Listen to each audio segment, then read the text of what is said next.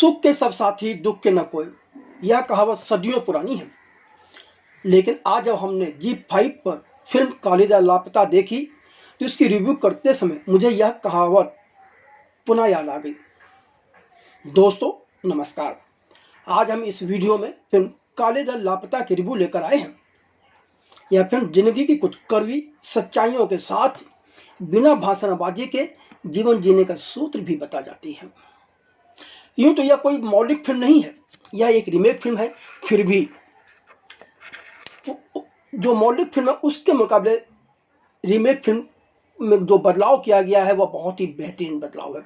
जी हाँ, 2019 में लेखक और निर्देशक मधुमिता की तमिल फिल्म केदी ने जबरदस्त सफलता बटोरी थी।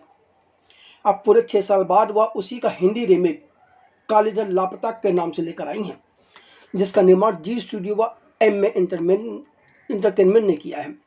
लेकिन फिल्म का लेखन व निर्देशन की जिम्मेदारी मधुमिता ने खुद ही संभाली है। यह फिल्म 4 जुलाई से Zee5 पर स्ट्रीम हो रही है। तमिल फिल्म का हिंदी रीमेक करते समय मधुमिता ने कहानी में जबरदस्त बदलाव किया है। तमिल फिल्म केदी में 80 साल के इंसान को उसके बच्चे जायदाद के लालच में घर से बाहर कर देते हैं, तो वह बुढ़ापे का एक दर्द था। लेकिन हिंदी फिल्म कालिदास लापता में कालिदास 45 साल के आसपास हैं और उनके 2 छोटे भाई घर से बाहर उन्हें निकाल देते हैं।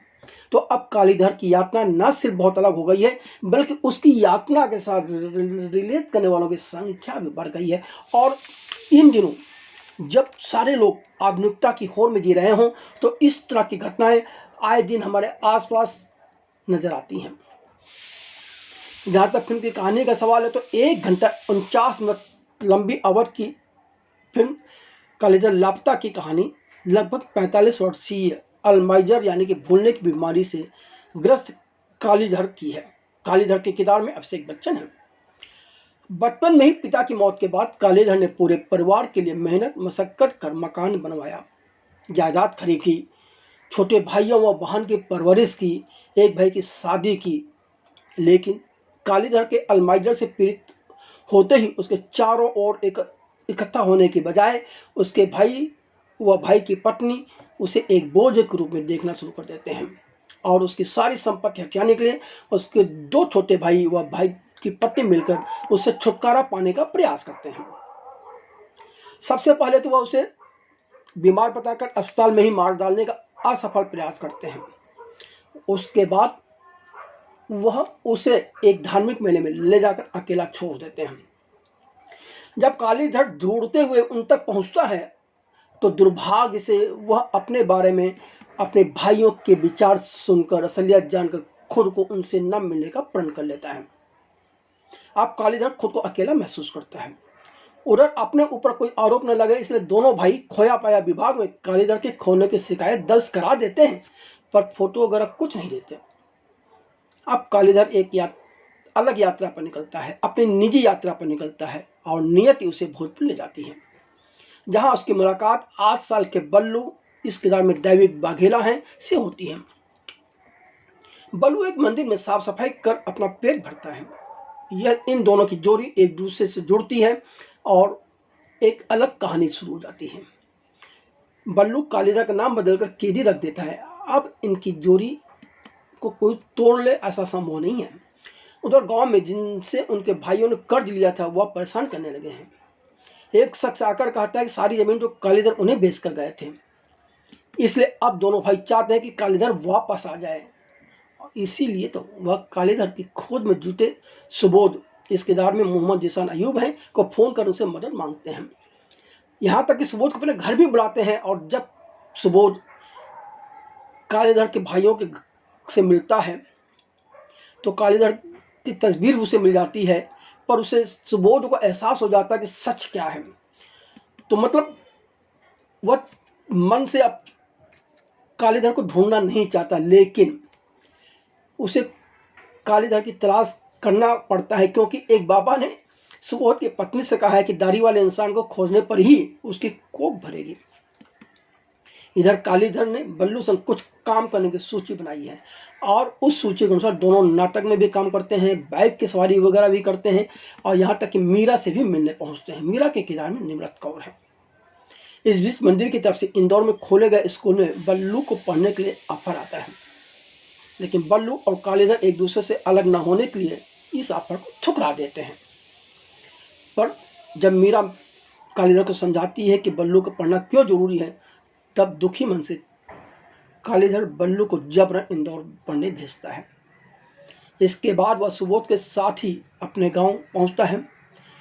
अब इस बार उसके भाई बड़ा स्वागत करते हैं, पर वह अपनी जायदाद को लेकर अदालत में एक वसीयत लिखकर सुबोध के साथ वापस आ जाता है। उधर जो वकील उस वसीयत को पढ़कर सुनाता है तो क्या होता है, यह जानने के लिए तो फिल्म देखनी पड़ेगी। अब जहाँ तक फिल्म देखना चाहिए या नहीं देखना चाहिए इसका सवाल है, तो आइए हम आपके सामने इसके प्लस और माइनस पॉइंट रख देते हैं। उसके बाद आप खुद तय कीजिए कि क्या करना चाहिए। यूँ भी या G5 पर है, OTT पर है, तो आप कभी भी आराम से भी इसे देखकर आनंद ले सकते हैं। फिल्म की गति धीमी होने के बावजूद उत्सुकता बनी रहती है कि अब बल्लू क्या करेगा। यह लेखन व निर्देशन की बहुत बड़ी खूबी है। सच यही है कि फिल्म की असली जान तो बल्लू ही है। अगर बल्लू के दृश्यों को इस फिल्म से हटा दिया जाए तो यह फिल्म अति बोरिंग फिल्म में बदल जाएगी। यूँ तो फिल्मकार ने रीमेक करते समय नायक की उम्र में बदलाव कर भावनात्मक संदर्भ को काफ़ी हद तक बदला है। अब कालीधर वह इंसान है जो कि अपने जीवन के मध्यकाल में संकट से गुजर रहा है, जबकि पुरानी फिल्म का नायक 80 वर्ष का था, अपने बुढ़ापे में था, उसकी तकलीफें अलग थी। पर अब कालीधर की तकलीफें अलग हैं। तो अब कालीधर जिस संकट से गुजर रहा है वह अधिक दर्दनाक हो गया है। दूसरी तरफ अल्जाइमर की बीमारी भी उसके दूर जाने के फैसले में तात्कालिकता करना औचित्य को जोड़ता है। इतना ही नहीं, अपने परिवार से बल्कि एक ऐसे जीवन से जहां उसे केवल उसकी उपयोगिता के लिए महत्व दिया गया था। फिल्मकार ने कालीधर द्वारा खुद को अपने परिवार की बातें सुनकर दूर हो जाने के फैसले से उसके सम्मान की स्थापना की है, और यह कहीं ना कहीं हर इंसान के लिए एक सीख है, यदि इंसान लेना चाहे तो। फिल्मकार ने अभिषेक बच्चन और बाल कलाकार दैविक के किरदारों को विकसित करने के अलावा सभी किरदारों को हास्य पर डाल दिया है।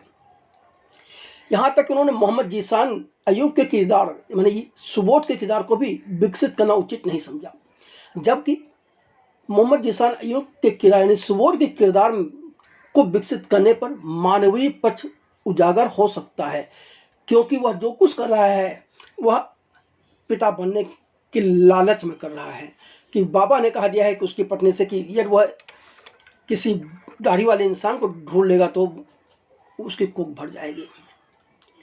और यह बहुत अच्छा मौका था जिसको उजागर करने में फिल्मकार मात खा गई। इसी तरह निर्मत कौर के किरदार के साथ भी अन्याय किया गया।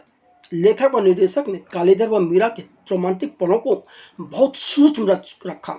ऐसा करने की वजह समझ से परे है। इंटरवल के बाद फिल्म इमोशनल बहुत ज़्यादा हो जाती है। फिल्म कई जगह अतिनाटकीय भी हो गई है और कभी कभी अपने भावनात्मक भार के नीचे लड़खड़ाती हुई नजर आती है, खासकर तब जब एक साथ कई भावनाओं को समेटने की फिल्मकार कोशिश करती हैं। फिल्मकार ने 8 साल के बच्चे व मीरा की 6-7 साल की बेटी की पहली मुलाकात में जिस तरह से घुल मिल जाते हैं, उससे यह साबित होता है कि बाल मन एक जैसा ही होता है और निर्मल होता है। फिल्म के कुछ पल दर्शक के दिलों को छू लेते हैं। फिल्म में जिंदगी से जुड़े कुछ बेहतरीन संदेश भी हैं बिना किसी भाषणबाजी के। मसलन तमिल फिल्म में भी बिरयानी वाला दृश्य था, वह दृश्य इस फिल्म में भी है। यह दृश्य इस बात का प्रतीक है कि इंसान उम्र के चाहे जिस पड़ाव पर पहुंच जाए, पर उसकी शौक उसकी आदतें कभी नहीं बदलती। तो वहीं यह दृश्य इस बात का भी प्रतीक है कि जिंदगी में खुशियां बांटने से खुशियां बढ़ती हैं, और यह फिल्म पुनः जिंदगी जीने की उम्मीद आशा की भी बात करती है। फिल्म के कुछ संवाद बहुत अच्छे बन पड़े हैं। मसलन मंदिर हो या शमशान, फूलों का काम तो चलता रहेगा, क्या बात है। या दूसरा संवाद है, पैसे क्यों कमाएं, कमाए हैं बस कमाने के लिए। यह एक भयावह अनुस्मारक है कि कैसे कोई अपने परिवार के सदस्यों के लिए जीवन भर कमाता है, लेकिन बाद में उसे एहसास होता है कि उसने अपने लिए तो कुछ किया ही नहीं, अपने लिए कुछ कमाया ही नहीं। यह आत्मनिरीक्षण सरल ईमानदारी ही है जो कालीधर लापता को भावनात्मक प्रतिध्वनि देती है। फिल्मकार ने कालीधर के भाइयों को घोर लालची या विलेन की तरह नहीं पेश किया है, बल्कि पारिवारिक हालात और कालीधर की बीमारी पर धन खर्च न कर पाने की असमर्थता के चलते वह दोनों भाई अपने कालीधर से छुटकारा पाते हैं। पर अंततः उन्हें जायदाद के लिए एक दिन कालीधर की जरूरत भी पड़ती है। तमिल फिल्म में कालीधर की उम्र 80 साल थी, तो यहाँ 45 साल रखकर भी फिल्मकार ने जो बदलाव किए वह बहुत ही सार्थक और जरूरी है। अब सवाल है कि कलाकारों का अभिनय कैसा रहा। देखिए, कालीधर के किरदार को जीवंतता प्रदान करने में अभिषेक बच्चन ने बहुत संघर्ष किया है। अभिषेक ने कालीधर को पूरी तरह से आत्मसात करने की भी कोशिश की है, पर उन्होंने कुछ अलग हटकर काम नहीं कर पाए। सपाट चेहरा नजर न आए, इसके लिए दाढ़ी बढ़ाकर काम चलाया गया। जबकि 8 साल के बच्चे बल्लू के किरदार को निभाने वाले बाल कलाकार दैविक वाघेला की जितनी तारीफ की जाए कम है। कई दृश्यों में तो वह बाल कलाकार यानी कि दैविक वाघेला अभिषेक बच्चन को भी मात देता है। संवाद अदायगी हो या एक्सप्रेशंस हो, दैविक का कोई जवाब नहीं। दैविक चंचल है, गुस्सैल भी, परवाह न करने वाला, अप्रत्याशित और पूरी तरह से आकर्षक है। याद कीजिए, वह जब आप फिल्म देखेंगे आपको दृश्य आपको भावुक कर देगा। जब कालीधर दारू पीने के बाद एक तरह से नाटक करता है कि वह मरने वाला है, तो उस तरह किस तरह से बल्लू परेशान हो जाता है और डॉक्टर को पकड़ कर लाता है। कमाल की प्रतिभा उस वक्त बल्लू की नजर आती है। उनकी कॉमिक टाइमिंग, भावनात्मक तीव्रता और स्क्रीन प्रेजेंस इस बाल कलाकार को स्टार बनाती है। हमें पता चला है कि 700 कलाकारों का स्क्रीन टेस्ट ऑडिशन लेने के बाद दैविक वाघेला का चयन किया गया, और दैविक वाघेला ने फिल्मों में काम तो नहीं किया है, लेकिन पिछले 4 साल से वह थिएटर पे काम करता आ रहा है। कमाल का कलाकार है। उनके हिस्से आया है सुबोध के किरदार में मोहम्मद जीशान अयूब के हिस्से जो कुछ भी आया उसमें तो वह बेहतर कर गए हैं, पर हकीकत तो यही है कि उनके हिस्से करने कुछ खास आया ही नहीं। मीरा के छोटे किरदार में भी नीमत कौर छाप छोड़ जाती हैं। विश्वनाथ चटर्जी, मधुलिका जतोलिया, प्रियांक तिवारी और अन्य कलाकारों ने भी अपने किरदारों को न्यायसंगत ढंग से जिया है। कुल मिलाकर फिल्म OTT पर ठीक ठाक है और एक बार देखी जा सकती है।